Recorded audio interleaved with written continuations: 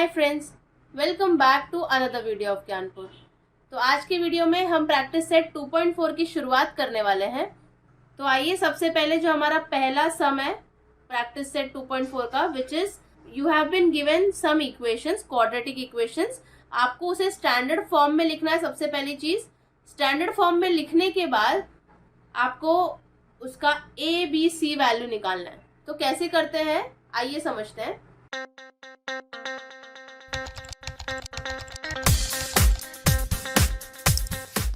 पहला क्वेश्चन है x square minus 7x plus 5 equal to 0।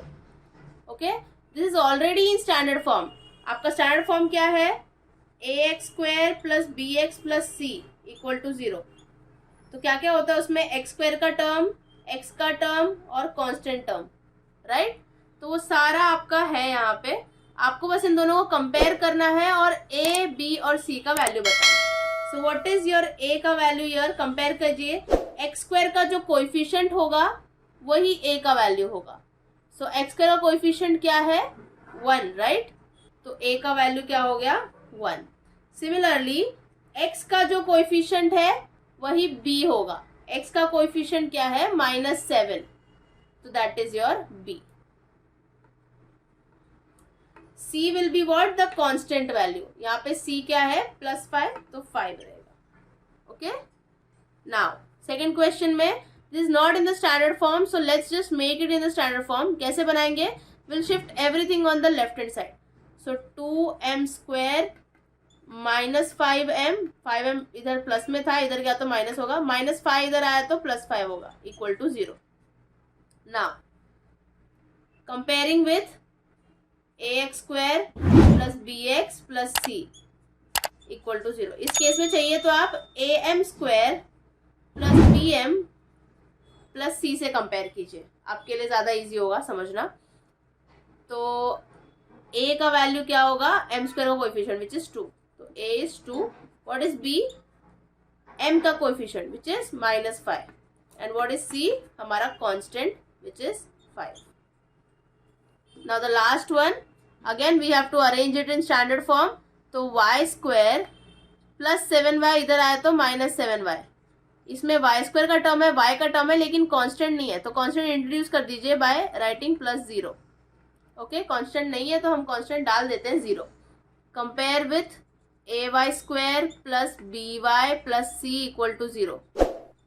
जो भी वेरिएबल है उसका स्टैंडर्ड फॉर्म लिख दीजिए, कोई दिक्कत नहीं है, कंपैरिजन इजी हो जाएगा आपका।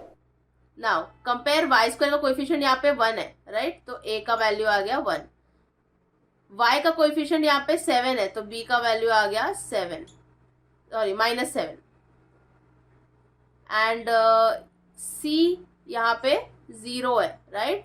तो सी का वैल्यू आ गया 0।